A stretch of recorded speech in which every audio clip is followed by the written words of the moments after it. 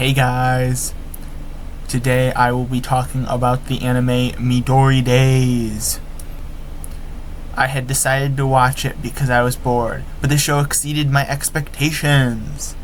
I will not dive very deep into the plot because each episode is mostly self-contained until they kind of build each other, but I mean the main reason is I highly recommend watching this show. It's very good. I really enjoyed it.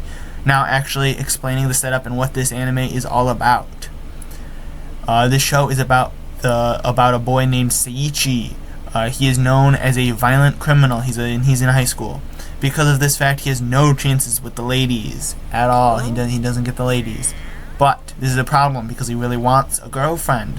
One day he's laying on his bed, lamenting about how he's still maidenless. Whoa! When he is then surprised by the appearance of a girl taking the place of his right hand. The girl, whose name is Midori, has actually had a crush on him, on Seiji for 3 years, and dreamed of being close to him. So now she is his hand. Her real body is motionless in her house with her family in mourning.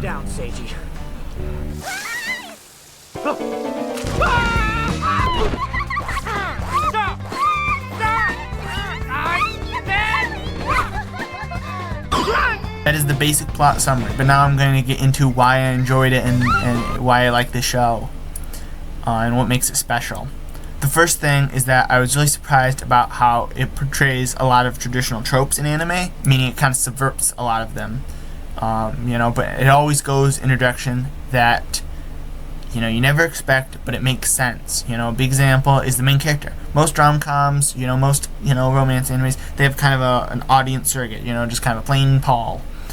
But Seiji is plain, but he's very unique. He's kind of this criminal. He beats people up, and he has a personality, and that allows the plot to move in different directions and kind of explore territories that other shows don't explore.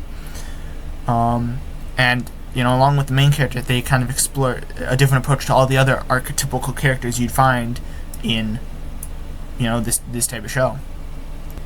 An example of that would be the sister character, right? In most shows, the older sister is basically a mother. That's kind of the joke I'm watching these romance shows, and I go, is that the mom or the sister? I can never tell. But in Midori Days, the sister is a horrible criminal who is like a jerk and is horribly and harsh and rude, and it's hilarious. She'll just storm on in, steal all of his money, and start berating him. It's fun, but you don't expect it most of the time in other shows. They don't do that type of stuff. Not at all.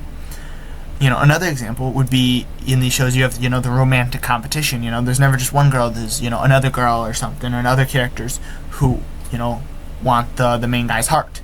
And this they don't. There's kind of mainly one there's one in the beginning and at the end, but so there's two, but it's fine. But in other shows they're trying to, but in Midori Days, right? They don't know Midori's as his hand is kind of a secret for most of the show. And so the girls don't know. So it's kind of this thing of they're like, well, what's up with Seiichi? What's going on? Or that kind of gets some comedy too. And this is a comedy, first and foremost. And so these changes, lead into that. Even though because that's the whole thing. Seiichi wants a girlfriend, but he's also very oblivious, right? At the beginning, he's kind of pursuing these women. But when the women pursue him, he doesn't get it clear. He doesn't know what's going on, and so that also adds to the comedy. An important element to Midori Days is how straightforward it allows the situations to play out. I was talking about this earlier, how it kind of goes in a different direction, but it always makes sense. The characters all act in a normal way. It's a very realistic show, and it's not very over the top. Or maybe it is, and I've just watched too many animes, I can't tell. But it's fairly normal and realistic in how the characters are allowed to act. And, it's unexpected, but it always, it's unexpected just because that's not how anime is. But, it's how, it makes sense. So, and then we'll talk about the characters. I'm going to move on to the characters. So we have the main characters. We have the main girl, Midori, is super cute, funny. She's great. She's great as a little hand. Very cute, and I mean, she doesn't really do much. She just kind of talks about her feelings every once in a while, and is like, "I love you, Seiichi. I love you, Seiichi. Whoa." You know. She has a big shirt that says, "Oh, I love Seiichi." You know, so.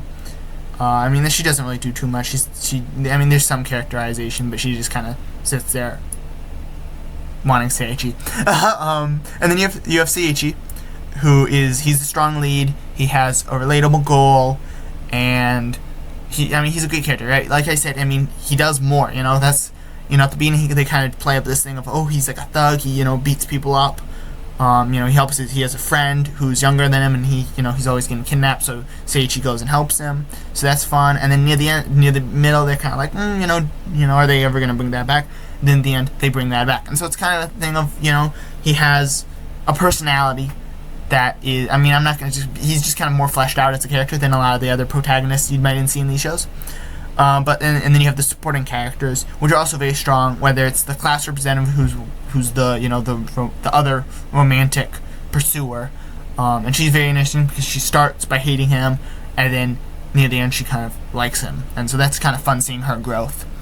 And then there's this other boy who is, I mean, he doesn't actually appear that much, but I think he's kind of a fun character. His name is like Sutri or something. It's very similar to the main guy, but so they always talk. I don't ever get it. But he's this like doll otaku, and so he's a big nerd for dolls. And he finds out about Midori's secret or I guess Seiichi's secret of Midori, and that's kind of fun. There's a couple episodes with him, and then stuff happens, and it doesn't. He's kind of fun. It's fun because he likes Midori, right? That's kind of the whole thing is but Midori's like, no, I like Seiichi, and so that's kind of fun that the both main characters kind of have romantic pursuers, I guess, and I think that added an interesting element to the show.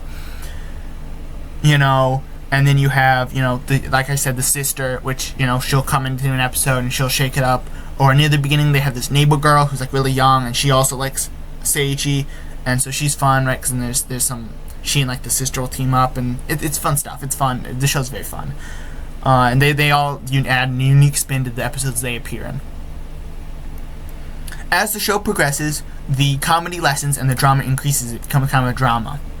With the cover, I think the show covers topics of anxiety and duty and other important things that are important. You could probably think about anything. Near the end, I was disappointed because many of the themes and plot points were forgotten. I was talking about this earlier, but you shouldn't count your eggs before they hatch, because everything that was talked about earlier comes back. They come back, and some of the characters return near the end in the finale, and everything kind of comes full circle. And I really enjoyed that. That's good storytelling. Because the show, like I said, the show's it really surprised me because the concept is very silly, but it gets, the characters get a ton of backstory. They're very fleshed out. The development leads you on to the edge of your seat. You're constantly glued to your seat, figuring out what's gonna happen. What's gonna happen? I don't know what's gonna happen. I don't know. But it all pays off, and it's a great show. I won't spoil the ending, right? I won't spoil it, but the story does resolve the conflict of, it's a romance. They get the Midori and Seiichi get together, all the problems are solved. It's great. And it's good. Once again, not spoiling, I didn't think the ending was the best. Originally I thought it was pretty good. I was like, oh, this is really good. This is exactly what I want. And then I was kind of like, because it does kind of do like a thing of like, oh, well, none of it actually kind of mattered, but like it kind of did. And I never like when shows do that. I always kind of like a more of a concrete finish, or if it's a mystery, kind of leave it open in the end and make you think about it. But this is just kind of like I don't like those endings. Like I said before, the show it's fun, except Seiichi is blind as a bat. He even though he wants the girls, I figure out why he doesn't, because he's not very good at getting them. Come on, man, if you're gonna if you're not gonna play, pass the controller. Also, be warned, the show for some reason has like full top nudity. If you care about those things, I don't, but it did surprise me because I don't get like anime like what they show, because I don't know, but it does do that. It's very surprising, like first episode, but it's very surprising. It's not that type of show. But jokes aside, I hope you enjoyed my video talking about it. Is I hope you enjoyed it, and I hope to see you in the next one.